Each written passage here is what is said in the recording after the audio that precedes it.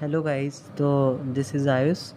सो मैं आज आपको अपना सेल्फ एनालिसिस बताने वाला हूँ। मेरा पेपर जो था आज की मॉर्निंग शिफ्ट में था, 23 की। आज ये 8 बजे की जो शिफ्ट थी उसमें मेरा एग्ज़ाम था। तो बेसिकली मैं आपको कुछ चीज़ें बताना चाहता हूँ जो शायद मुझसे गलतियाँ हुई हैं या जो भी था, तो मैं बस आपको वो शेयर करना चाहता हूँ। तो एक्चुअली एग्ज़ाम ईज़ी, मतलब मैं ये कहूँगा आप लोग जो मॉक देते हो उसके कंपैरिज़न मतलब उतना इजी साइड ही था। मतलब इजी साइड ही उसको कह सकते हैं, मतलब इजी टू मॉडरेट ही लगेगा आप अगर आपने मॉक दिए हैं काफ़ी सारे।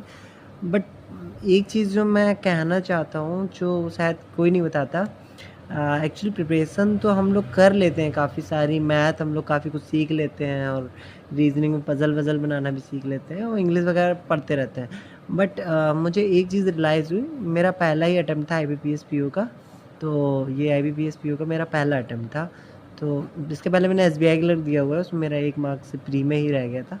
बट मैं एक चीज़ जो समझ में आया मुझे, वो ये समझ में आया कि मेरा जो इस घर पे जो स्कोर था वो 50 अबव ही रहता था, और कभी-कभी मेरा 60 प्लस भी चला जाता था।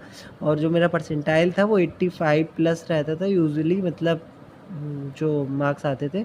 और कभी-कभी मेरे 90 प्लस भी आए हैं, और 92, 3 ऐसे प्लस परसेंटाइल भी रहती थी कभी-कभी, अलग-अलग मॉक में डिफरेंट-डिफरेंट रहता था। बट एक चीज़ जो मुझे वहाँ पे जाके ये समझ आई कि एक तो मैं थोड़ा-सा स्टार्टिंग में नर्वस हो गया। मेरा जो सिस्टम था पहले वो काम नहीं कर रहा, तो मुझे दूसरा सिस्टम अलॉट किया गया।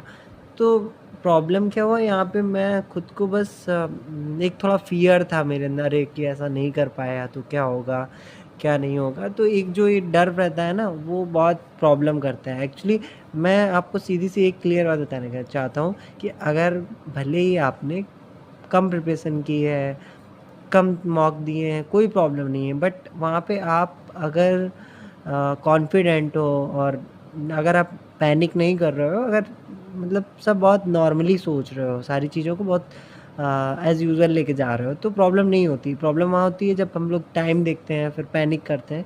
ये चीज़ें मेरे को प्रॉब्लम हुई थोड़ी-सी। मैं घर पे ईज़िली 70 प्लस अटेम्प्ट कर लेता था मॉक में। अगर मॉडरेट साइड रहता तो 65 प्लस जाता था मेरा, ईज़िली अटेम्प्ट हो जाता था। और तो वहाँ पे एक्चुअली मेरा जो मेरा अटेम्प्ट रहा है वो मैं सिर्फ 60 अटेम्प्ट कर पाया हूँ।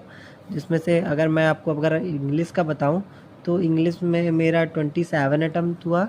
और क्वांट में मेरा जो था, क्वांट में मेरा 17 ही क्वेश्चन अटेम्प्ट हुआ है, और रीजनिंग में मेरा 16 हुआ है।